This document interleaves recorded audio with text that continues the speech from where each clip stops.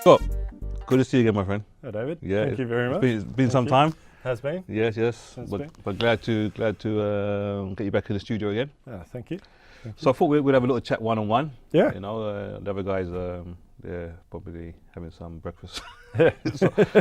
So basically, man, what have you been up to this last? Since we last spoke last few weeks? Yeah, I've been doing trying to keep my life in the balance. Yeah. You know, Yeah. trying to keep some routines going and trying to explore a couple of different avenues of interest Okay. in different forms of training. All right. I just mentioned before we started to talk, Yeah. training for the brain, All right. Okay. and also internal postural chain All right. training. All right. Okay. Uh, Internal postural chain training. All right. yeah. Okay. So that one on the physical level, we look at pretty much the muscles that control the internal structure of the posture, Okay. which is essentially, you know, from the adductors, from the leg stabilizers through the hips Okay. into your psoas, your thoracic column, All right. the spinal column, Okay. essentially, Yeah. and neck muscle positioning. Okay. And it's been very interesting. It's really taught me just the slightest incorrect positioning when doing an exercise Yeah. really makes a big difference in the long term in terms of activation, engagement, and control, ultimately. Exactly. Yeah. So that was very interesting. So I mean, like, let me go into the interview now, actually. Otherwise we're going to start talking. So, basically this is Scott Webster. I had the pleasure of meeting him last year through Daniel, actually. He's a good friend of Daniel's, so Daniel connected us together. So I feel that Scott and we have a lot in common, and we have the same type of philosophy. So I thought, let me get him in the studio so I can interview him and he can tell us more about himself. So Scott Webster, where are you from, my friend? Okay. And I think it gives it away, Yeah. by your accent. But I mean, just for those people who maybe don't know, It does just a little bit, yeah. just a little bit about where you're from. I was born and raised in Australia. Lived in the countryside until I was about 11, 12 years old. Okay. And then my father's occupation took us up to a beachside town in Australia called Newcastle. It's Okay. just above Sydney. Okay. And so I got the best of both worlds. So I grew up in the countryside and then grew up the teenage years on the coast. Okay. With the surf as the Nice, background and nice. backyard. And Nice. it was ideal, really. Yeah. And then when I was 18, Yeah. I finished my last exam at school. Okay. And I think it was about a month later, I was on a plane to England and Okay. did the typical Australian Yeah. going to England, Yeah. sort of, Exactly. working in a pub. I've seen and many of them. Yeah. Exactly. exploring life. Yeah. Which was I've got to be honest, it was Yeah. quite the contrast to the life I was living. Okay. Whereabouts in England did you go to? I was in Brighton. Brighton. first Okay. of all. All right. On the And- coast. Yeah. You got coast and again. then years later, I ended up living in Plymouth as well. Okay. All right. Yeah. Okay. So I sort of had this extreme upbringing with 4 older brothers. They obviously were right into their sports. Okay. My 2 eldest brothers were state swimming champions. All right. Okay. Another brother, he was a state road cyclist. All right. Okay. Sort of pushing the boundary of getting towards the Australian team. Okay. But there was a few factors that stood in his way. Okay. And another brother, he played quite a high level of Australian rules football. All right. And I sort of followed that path. Okay. So very sporting family, basically. Yeah, very sporting. Yeah. Almost, I remember being a kid where my mother would kick us out of the house at sunrise, and I remember one time specifically, she actually stood on the balcony as my friends and I came home on our bikes, but it was about 4 o'clock in the afternoon, and she goes, "What are you doing home? The sun hasn't set." So we had to bugger off somewhere else. And keep playing. You know, maybe it was summer, so it was outdoor cricket. Yeah. During the winter, we used to love just getting muddy and playing with the football in the backyard. Fantastic. Yeah, Fantastic. you know, jumping off little trampolines and rooftops and Sure. to pretend to take marks and as if we're superstars. Yeah. So I grew up with that dream of essentially being a professional sportsman. I always wanted to do that, and because I had the older brothers that would push me. Sure. I'd never win a game. Sure. But they instilled this idea that you just keep pushing, You keep pushing, yeah, exactly. No matter what, no matter how tired you are, you go internalise yourself, you find that little bit of energy, you release it. And obviously Australia being obviously a big sporting country.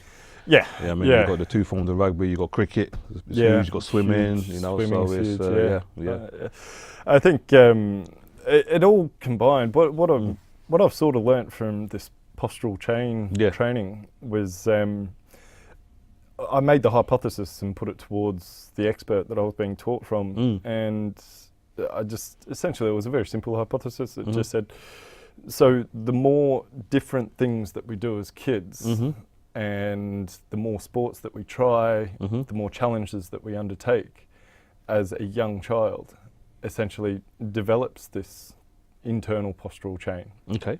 And thus allowing for later in life engagement. You know, when you start hitting weights at the gym, when you, I'm not sure how old it is these days, but you know, I was about 16, 17. And it sort of comes naturally. Because you've done so many little things. Right, You've had to use agility when you're playing soccer or football. You've had to, you know, the swimming control, the balance, the technique. If you you had a lot of running races when you're a kid, you understand what the hip flexors should be doing. And then, you know, when you go out later in life, 17, 18, or even 25 for that matter, you've got that core basis. Because you pull different elements. Those little muscles have been trained over the years. So they're automatically being engaged. And when you put that to him, what did he? He agreed completely. All right. Okay. It's. I mean, it's a very broad hypothesis, of course. Ultimately, that's what my education understanding of the human body is going towards. So, what brought you now, obviously, from a beautiful place? I've never been there, but I've got so many friends from who I grew up with in England. That obviously, went to Australia and never came back. Yes, they stayed there. True. They said, right, we're staying. We're not coming back. So why? Yeah, this place is great. It's paradise. So from their perspective now, what brought you from paradise to Sweden? I guess ultimately I've been a kind of guy that has always been driven by the unknown. I've always wanted to sort of find out what's happening on the other side of the fence. When I travelled to England 18, I lived there for quite a long time, and moved back to Australia, moved back to England, and I've done this back and forth all throughout my education in my early 20s, and then I ended up on a big boat sailing around the world, working on these super yachts. And it was during that time that I started to find out a little bit more about life and expand my philosophy, because I was working with so many different cultures from around the world. I got to see and live in so many different culturally rich areas. And then I met a Swedish girl, and she sort of introduced me to this Swedish concept of living, and I sort of started to fall in love with it. But it was so far off. It was like almost like a dream and an ideal utopia. Anyway, I obviously came to Sweden for holidays and visited her. Gothenburg, you came to? No, not Stockholm. Stockholm, okay. Went there 3 times over the course of about a year and a half. Probably spent about 2 months travelling around in total. And every time I came back, and every new place that I went to in Sweden, I just loved it. The people, the ideals, the philosophies, it just resonated within me. And anyway, fast forwarding the clock, we ended up breaking up. I ended up back in Australia and re-educating myself, because I had that light bulb moment. I need to do something more and more personal with my life. And it was during that time when I just couldn't get rid of this idea in my head that I have to go back. I have to go back. And ever since I was 18, it's always been jobs that have taken me. So when I left Australia the first time, I already had a job in England to go to. And so it was always work that was motivating me to go to different places. But this time, it was the first time where it was completely my own decision. I was doing it completely for myself. Landed in Sweden with 2 months rent paid, 5,000 crowns, and a backpack of 20 kilos. Okay. And that was it. That was pretty much 4 years ago. All right. All right. 2 weeks ago. Okay, Actually, all right, I all had right. my 4-year anniversary 2 weeks ago. How old are you now? 35. 35 now. Okay, so Yeah. you came there when 31. 31, right? Yeah, Okay. yeah. Okay. So, yeah, I was ever since I've arrived, Yeah. you know, the first couple of weeks always, you know, a bit difficult, a bit strange, but Yeah. I love that sort of feeling. Mhm. It's always nice to go into the unknown. And the language? Language, absolutely fine. Okay.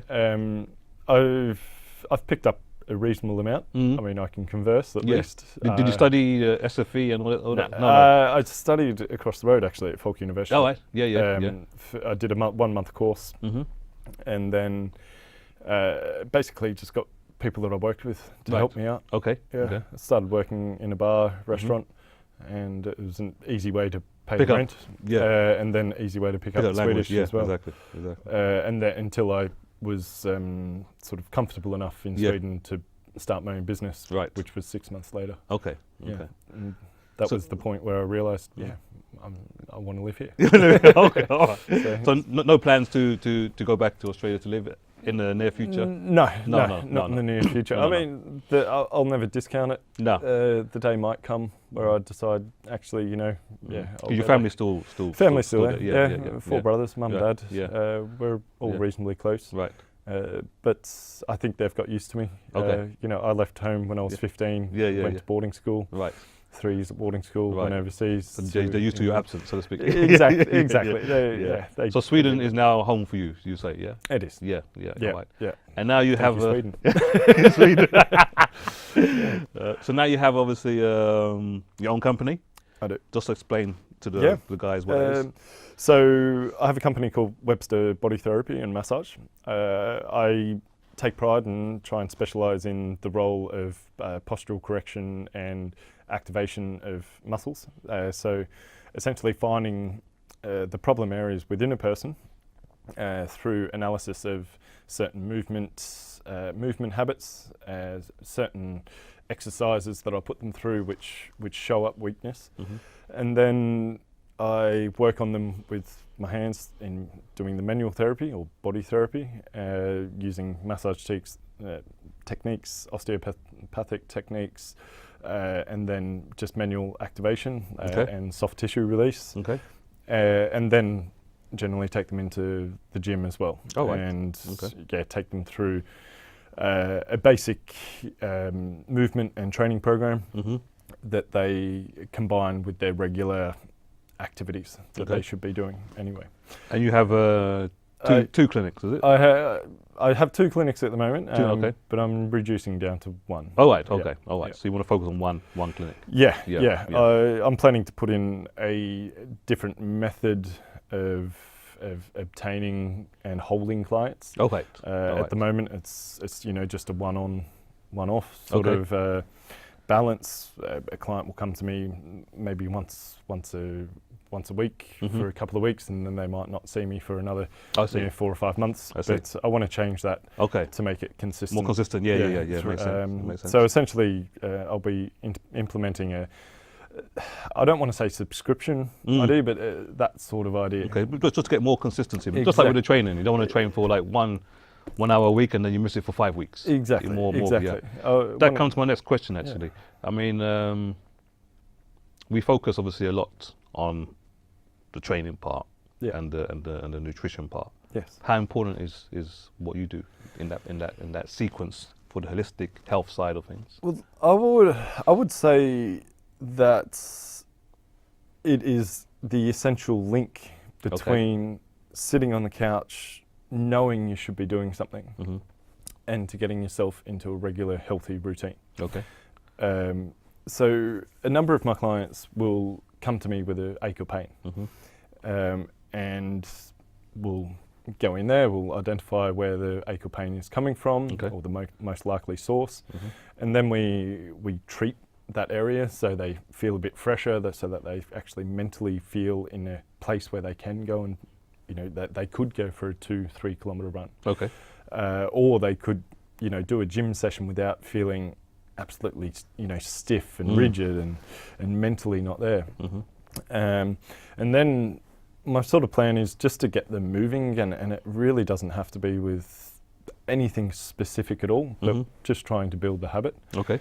And I find that by coming to see people like me and experience what the body should be feeling like when it's looser, because you get lost. That mental image gets lost in a lot of people, I think. Okay. You know, they think that stiff upper shoulders, that's just me. Yeah. No, it isn't. That's the stress or the tension in the muscles that's making you like this. Okay. You just haven't felt what it is to be able to do this for maybe 10 years. Okay.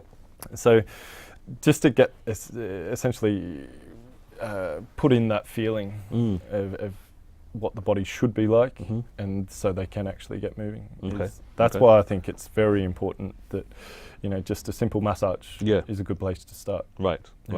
Absolutely. And then, and how often should a treatment be? Because like you said, you know. I would say, depending on the person, it really comes down to if the person has been sedentary for, let's say, 10 years or 15, 20 years. Yeah. I would say probably once a week for a month. Okay. Is a really good way to get the habit of getting up out of the house, going into a gym setting, even though it just might be for the massage itself. Yeah.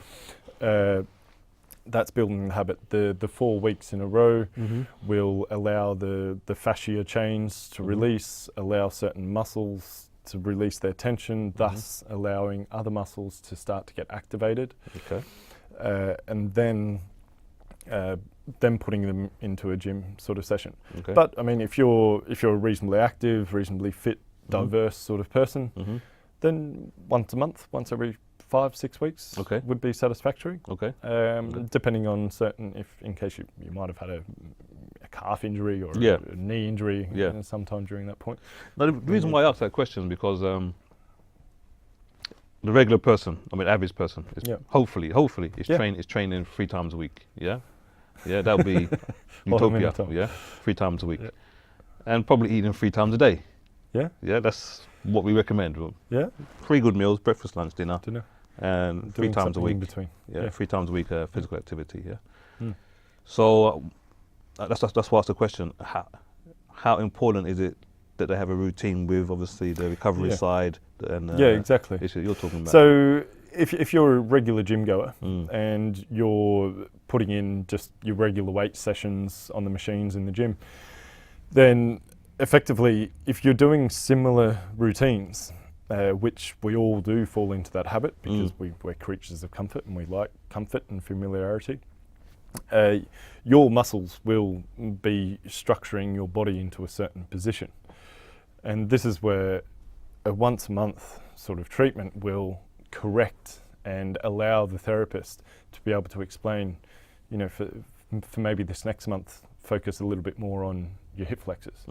Or it might be if you're doing 1,000 bicep curls a week, then perhaps, you know, let's focus on our triceps and infraspinatus because, you know, the bicep curls will lead you in a certain direction. Right. So, you know, people like me, I feel, are there to guide them back to don't forget this. Right. Okay. Yeah. And what made you? I mean, like I was saying to Daniel earlier, what made you study that? What made you want to go into that field? Of all the choices you can have, what made you choose that particular field of work, that field of study? I would have to say that it came down to my intense love for the human body. Ever since I've been a little boy, That sounds a bit corny, that one. No. Sorry. Good point. Yeah. Okay, my intense interest. No, that doesn't sound like that. Basically, I loved it when my brothers would all be out bike riding or something. I had a little first aid kit on my bike. Oh, right, okay. Ever since I could remember. Okay. And secretly inside of me, I enjoyed it when someone would fall off and cut their knee up or something, just so I could get out the bandage and bandage them up. All right. I've always had this great care and interest for people as well. I think that comes from my father. It's a natural instinct to be worried and caring sort of nature. And essentially, it just came to a point when I was working so much in hospitality and looking after other people. Yeah. The one thing that was missing was the medical sort of side of looking after people. Okay. and exploring the natural interest that I have Okay. in how the body functions, how we should be functioning, Mm-hmm. and yeah, essentially, it was quite an interesting story. I started out studying biomedical science at Newcastle University.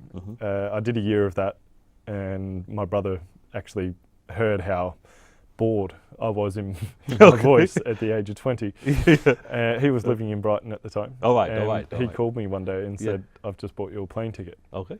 And so I went home and I broke the news to my mother that I was quitting biomedical science and going back over to England. And she said, "Mark my words, do this now, but in 10 years' time, you'll come back to something like this." Okay. Okay. Okay. And me being a know-it-all 19-year-old, Yeah. yeah, mum, whatever. Yeah. But it was actually so uncanny. It was pretty much to the month, Right. 10 years later, You're back into that. that I went to my mum and had dinner Yeah. one night, and I Yeah. said, "So I've decided to go and study again. I'm going to study remedial therapy. And Right.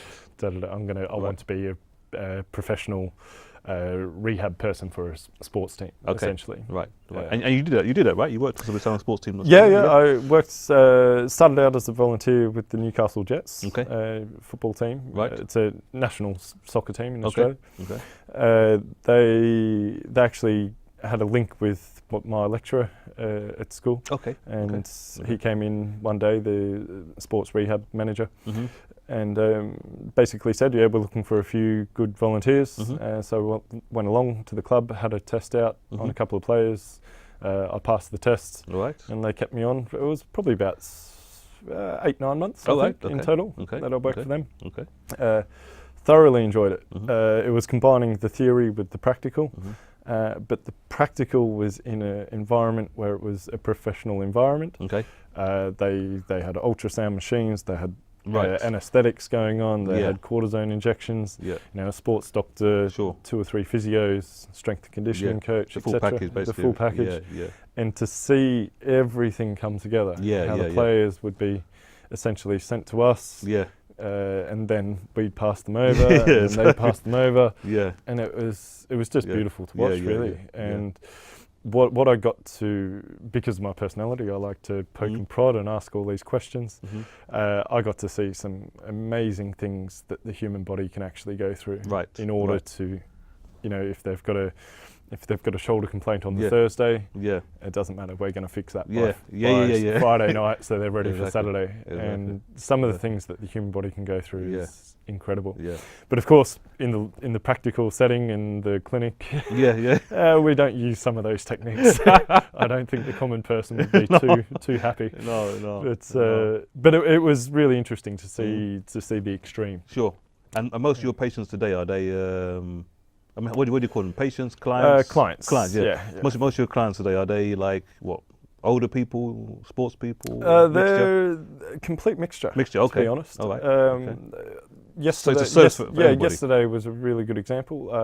I had two people who were over 60. Okay.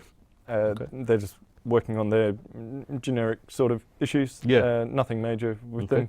It's just a bit of shoulder pain, neck pain, walking. One has a walking issue. But then on Monday, the day before, I had 2 professional golfers. All right. So, working with them and their hip control and hip Sure. rotation, Sure. etc. So diverse clientele, basically. Yeah. Yeah, And yeah. I'm really thoroughly enjoying that. All right. Because I think as the years roll by and as the experience gets more and more, the more you specialise into one area, the more you're going to be stuck in Sure. that area. Sure. And to be honest, I'm not 100% certain as I was 5 years ago of working in a professional sports team. I mean, don't get me wrong, I'd love it if Yeah. EF Core rang me up today and said, "Yeah, do you want a job?" Yeah. I'm sure that I would take it. Yeah, But, yeah. but at the same time, it wouldn't be something that I'm actively dreaming of Right. and going out and searching for now. Okay. Because I can see the real benefit of bringing freedom of body movement to every single person, Yeah. whether it's a kid who's 10 years old who's broken his arm or Right. shoulder, or if it's a 60-year-old person who has just retired and just wants to feel better. Yeah. And, Exactly. yeah, Exactly. everything in between. So basically, because there's very few people like yourself. I mean, obviously I've been in Sweden. I don't say Gothenburg. I haven't been all over Sweden. There's very few people like you in Gothenburg who approach the massage in this way that you have, in this way that you do. Very, very unique. But is this commonplace in Australia? Reasonably. Yeah. Reasonably. We've got in Australia. We've got it's a government endorsed association system. Okay. So pretty much to do the work that I do in remedial therapy, you need to belong to a certain association. Okay. To be allowed to advertise. Okay. In this way that I do these sort of treatments. The unique thing with that is that the association is an independent body and it controls the standards essentially. And so for me to maintain my association with them, therefore my endorsement from them, I have to do a certain amount of hours per year re-education, to stay on top of the latest techniques and the latest ideas coming into the industry. And to be honest, that's where I think Sweden's falling down. I think we've reached a part in this age of the culture where alternative therapies are really being pushed a lot more because you can't paint us all with the same brush. It's impossible. Sure. And I think a lot of people are being disenfranchised with the medical system because of that approach. So I would say that Sweden lacks people like myself because there isn't the willingness from the higher powers to recognise that there is benefit of what we do and how we approach the human body compared with the traditional physiotherapy methods, and the doctors' educations. But the issue is to allow it to grow in a minorly regulated way, because again, as soon as you put heavy regulations on, then we're going to be back in the same position. Exactly. So it's an interesting way to look at it, because when I first arrived, I was really confused in that, you know, if Australia, England, and especially America, three great sporting nations, taking this approach towards the common public as well, and we're seeing great benefits and results from it. Why isn't Sweden? And I found out about this box system in Sweden, and but on the flip side, it's given me a good opportunity to start a business and to introduce to a lot of people that there is more out there. No, because the reason why I asked that question, or linked to the reason why I asked that question, because I know a few years back I had a problem with many problems with my body through training very, very intensely, but I had a problem with my my knee. And I went to different physios here. This is after my career now, so I went to different physios here just to see what they can do about it. And then, you know, there's not much they did what they could do. They exhausted their knowledge. That was it. So then someone told me about this Australian guy who's working with active release and all that kind of. I said, okay, well, he said, try him out. I said, come on, man. What's he going to do that others haven't already tried to do? So let's go and try him out, you know, it worked for me, so, you know, try him out. So so went along, and obviously the coincidence enough was that this guy also was a former international sprinter from Australia. I told you about this guy. Paul Henderson, his name was. So he said, okay, I want to do this, and I want to do this. There's some techniques I never heard of. And he said, you'll be running again in 2 or 3 days. I said, okay, fair enough. So he did what he did, and then sure enough, in 2 or 3 days I was running again. Unbelievable. It's like I've not been able to walk properly for months. For months. Fascinating. Suddenly, like, you know, one treatment. Can I ask the previous physio treatments? Were they mostly exercises given? Basic exercises given. You know, just flex the knee and rest and the regular ice and you know, all that kind of stuff. Was there the physical hands? Did they lay them on you? In the beginning to find out where the pain was, but that was it. Just through testing. Testing. That was it. And then just in this machine, Yep. With these, what do you call it, these pads, Oh yes. these yes. electronic pads around, Yep. this Tens. stuff. Yeah, tens, that stuff. So that formula that they were used to, that they've probably been taught, that maybe works for a percentage of the public, but it wasn't working for me. It does. And, you know? and this is the, like, I hold great admiration for those physiotherapists who have tested, who have implemented exercise programs and things work. Absolutely. Great way of, working with the body through its own process. Sure. But there's certain times where physical intervention must come into it. And this is where my philosophy in Sweden differs from the sjukgymnast's philosophy that I've heard of. This isn't an official statement from them. But I've just heard from many different physiotherapists that they prefer, and they get taught from the basis of mobilization of the injured limb or injured part of the body. And that mobilization comes through exercise programs. Strengthen this, etc. Rest this, etc. And it works for a certain percentage. But what about the rest? And what's wrong with these things? Exactly. Why can't we use our hands? Why can't we trick the brain? Exactly. And the funny thing was that took place here in Sweden. But I've been treated by 2 Australian guys actually. When I'm thinking about it, the other guy was in England. In London, you have this clinic, this road called Harley Street. Yes. I know. Which obviously where all the famous big time doctors and surgeons are. So he had a clinic there. Of course, he was quite expensive, but I basically was getting close to a major competition, and I was seriously having problems with my hamstring. So it's like, every 10 days, I would have to take a rest for like 3 or 4 days. I couldn't do that, and I just couldn't. I couldn't do that. Not good preparation. Not good preparation at all. No. So again, I went to see the physios. This is London now. Went to see the physios. They said, same thing. The pads, massage, and then 10 days you can train, 4 days you have to rest. So someone pointed me out, said, okay, you got to go and see this guy. His name is funny. Mark Bender was his name. Go to see. He's an osteopath, but with a different type of technique. Yeah. I'm going to go and see him. He said, okay, this is it. How long have you had this for? I said, I had it for about 6 months. So 6 months. I said, who have you seen? And I said, some people I've seen. I said, okay, this will be 2 treatments. You'll be fine. You know what? He didn't touch my hamstring.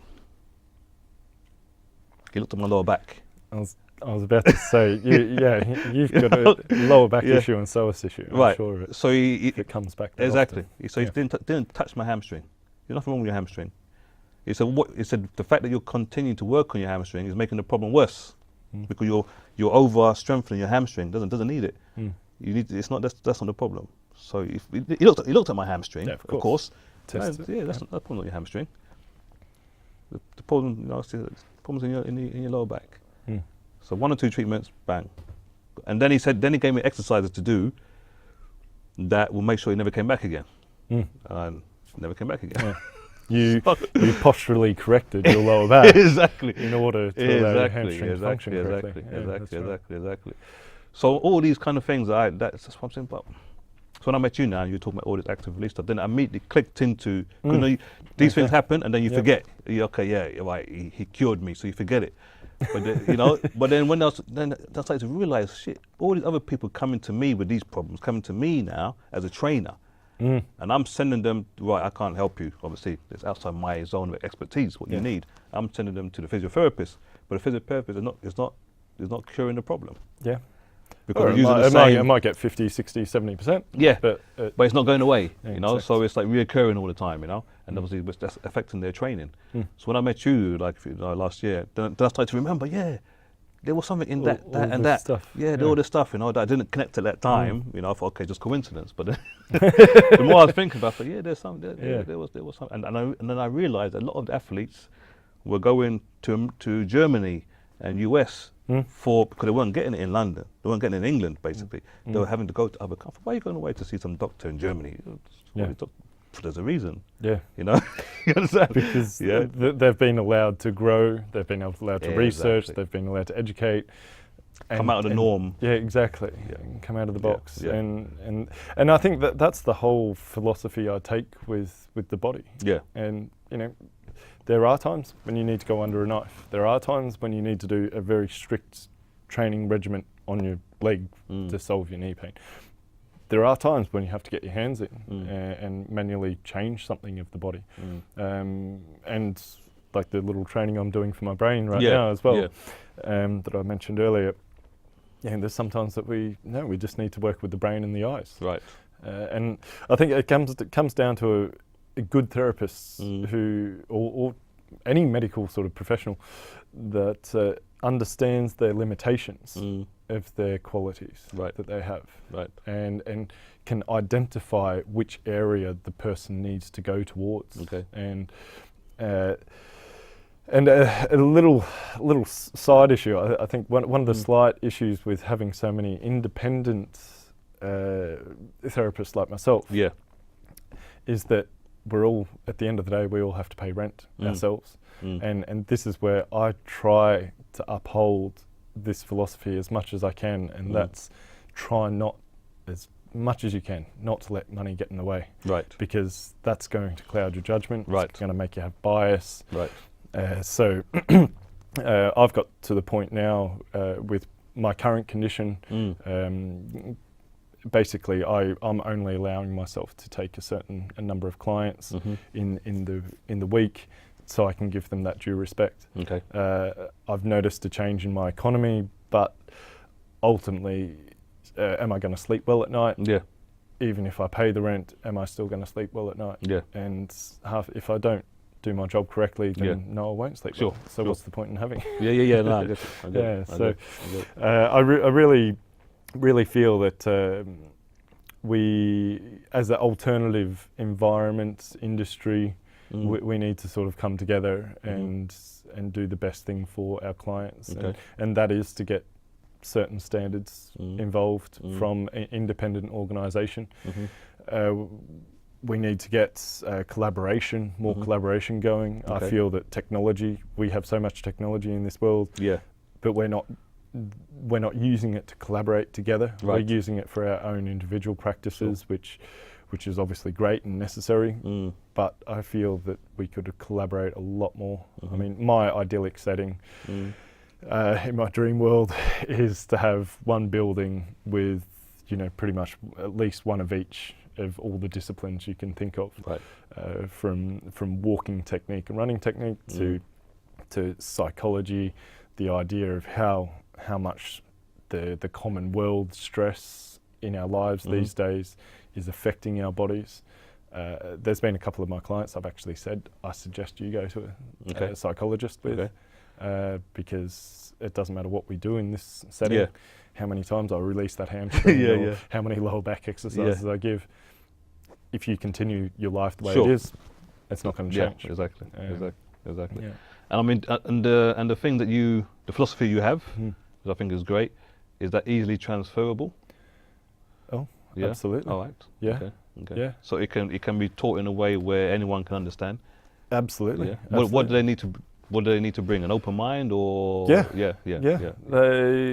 I feel that one of the biggest things that I've learned is complete openness to any idea where anybody says they feel different. Okay.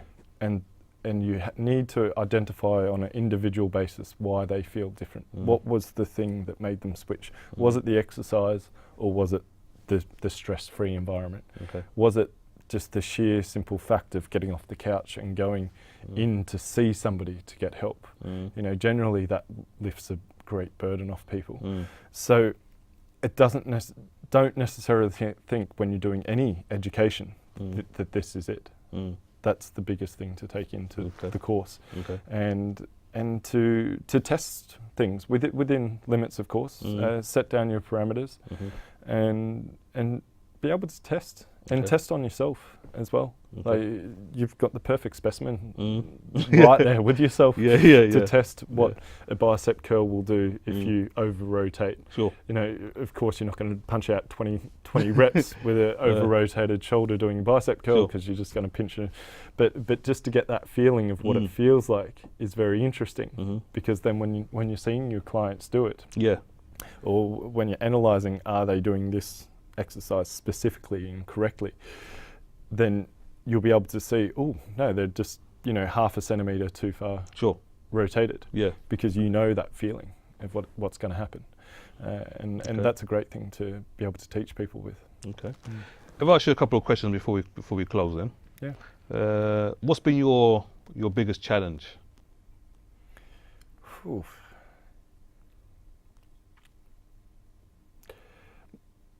I would say my pride. Okay. In the early times. Okay. When I did my education, I was always top of the class. When I went into the football team, I came out of that thinking that I've seen everything. You know, I've seen the professional environment. I've seen it all. But I think that was the biggest thing to come back down to earth with, is that the majority of people that I was working on was sportsmen, and I was getting amazing results. I walked home sometimes thinking, I'm incredible. I did this and I did that.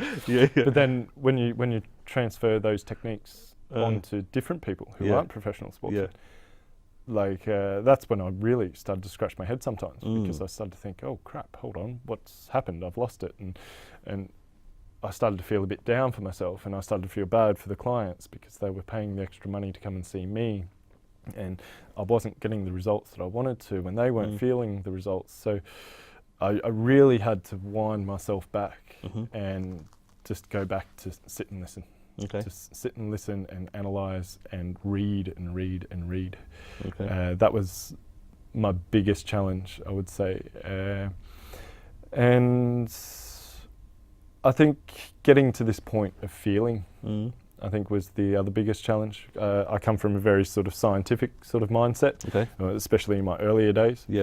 And then it's been the journey over the last 5-6 years or so, which has slowly changed my mindset from very scientific and structured to more philosophy-based ideals. And it's been that change that during that change that I've seen the biggest improvements in myself. So I would dare say, read something in a textbook, read something in your research articles, absolutely. Listen to the expert sitting across from you, absolutely.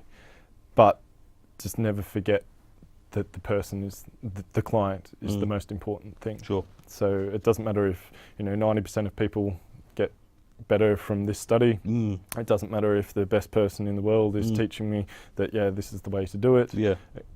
But if it's not getting results for them, this is where the personal interaction, the personal understanding needs to come into it. Right. And I've been working on that a lot in the last 1.5-2 years. Okay. Is just accepting that, okay, this isn't going to work for this person. Right. Step back. What other things are out there that could work for this person? Okay. Yeah. Scott, it's been a pleasure, my friend. I know you're a busy man. Thanks for coming down. No, my pleasure. Yeah. It's always been good. Yeah. We'll catch up again soon. We will. Yeah. We will. Not so long between drinks, is that? Exactly. Love it. Exactly.